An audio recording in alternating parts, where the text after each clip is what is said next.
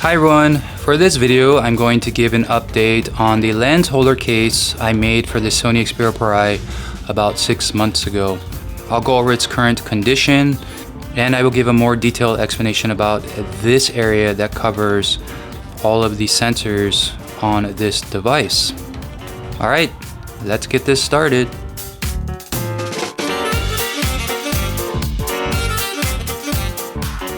The case has held up pretty well for the past 6 months, and I've used this mostly outdoors, going on hikes in different types of terrain, and basically I just throw it in my backpack. I don't really baby this case. The lens holder to the case has held up extremely well. So the epoxy that I used, this has not come off the case, and I don't see any signs of it doing so. The problem with the case after 6 months of use is here, the rubber edging.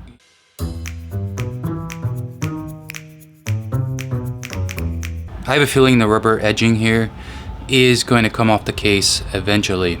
When I remove this portion here for easier access to the buttons and of course to allow more cooling, it weakened this area, and within about I think 2 to 3 months of making this case, it already started to come off. I actually used a shoe glue here to glue it back on. It seems to be holding up well, but the problem now is it's pretty hot here, so most of the glues don't last very long, and I'm sure this will come off eventually. My biggest worry is that this will fail and then the phone will come out of the case. And I have already dropped this phone many times. I don't know if you can see in the corner here, but there's already a crack in the back of the glass. I think I explained this in previous videos. Usually when I drop the Sony Xperia Pro-I on the ground, it always lands on this corner. I'm surprised that it cracked when I dropped it, because I was probably only holding it about a foot, about here, from the ground when it just fell down and it gave this crack. I've dropped it from higher heights and I didn't have any issues, but for some reason it did this time. I did drop it on tile. That's where I got this crack.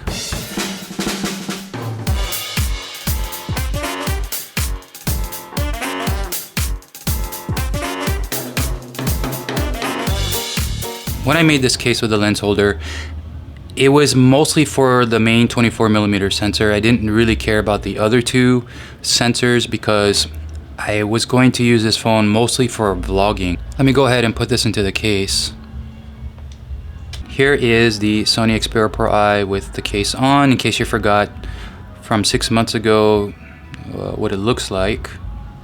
All the buttons are exposed and it allows more cooling for the device. Here's the top of the headphone jack and one of the microphones. Hopefully you can see the two sensors here. This side is just for the lanyard here. And I did not remove this portion here for more cooling because it would have just made the case very weak. And as I mentioned earlier, the other corner already came off, so it's best that I don't touch this portion here. Here's the bottom of the case with the USB-C port and another microphone. I don't have any issues plugging in a cable here, unlike the headphone jack. And here's the front of the case. So in my last video I talked about how the ring here covers up the 50mm sensor. The 16mm sensor, it covers it up a little bit. You do see the edge of the ring, but you can see here that all the sensors are still exposed, even up here. I haven't had any issues with any of the sensors over here and here when using this lens holder. Let's see if you can get a better view here.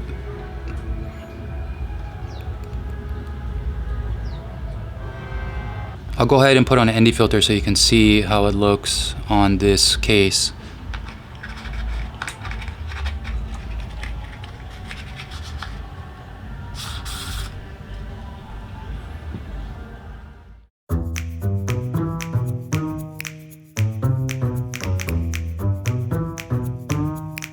Here are some things I need to bring out about this lens holder with this particular case.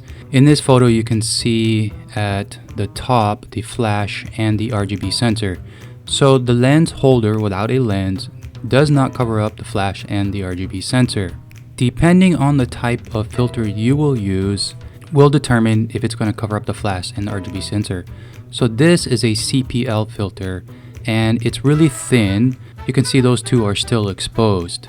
For this picture, this is an ND filter and it does cover up the flash and the RGB sensor. So you're going to have to decide which filter you're going to use the most if you decide to make something like this. I don't use the flash with this type of setup, and I didn't see any issues with the RGB sensor as well. What this lens holder covers up is the rear mono microphone. So when you put the lens on, it's going to cover it up. I've always used an external microphone here, so I'm not sure if you can still hear the audio when recording from here. The issue with this case when using the Rode video mic is the plug does not sit all the way inside here. In order to insert the microphone plug from the Rode video mic into the socket of the Xperia Pro-I, you would need to remove a corner of the case for it to sit in completely. A cutout can be made for that microphone socket, but that corner could possibly fall apart in the future. So once again, I only made this setup to be used with the 24mm main camera, and this is a 49mm filter. You would have to get a filter holder for a 49mm filter size. I think the reason why there hasn't been any companies that have made a lens holder for the Xperia Pro-I is because of here. If we try to make this lens holder bigger to get access to all the cameras, it's probably going to come all the way out to here. It's going to stick above the case, and there may not be enough surface area to hold this lens holder securely. I was trying to figure out what if I did add a larger lens holder size, but I think what's going to happen is that this is going to get covered up, and probably it's not going to be as durable as this. It might come off eventually. So if you decide to make one of these for yourself, I think you're going to have to sacrifice some of these sensors in order to use it. And I decided that I don't really need the 50mm or the 60mm, and I just went ahead with the 24mm main camera sensor. But if anybody has any experience with making one of these for the Xperia Pro-I, please leave it in the comments and share with us if perhaps you have a better idea how we can access all of these sensors when using a filter like this. I have a feeling it's going to take a company that can build a custom case where this would perhaps protrude out a little bit more so it clears all the sensors here.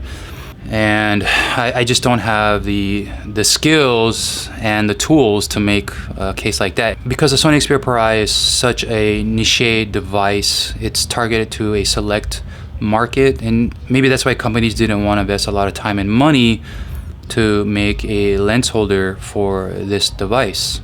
That's it everyone for this update on the lens holder I made for the Sony Xperia Pro-I about 6 months ago.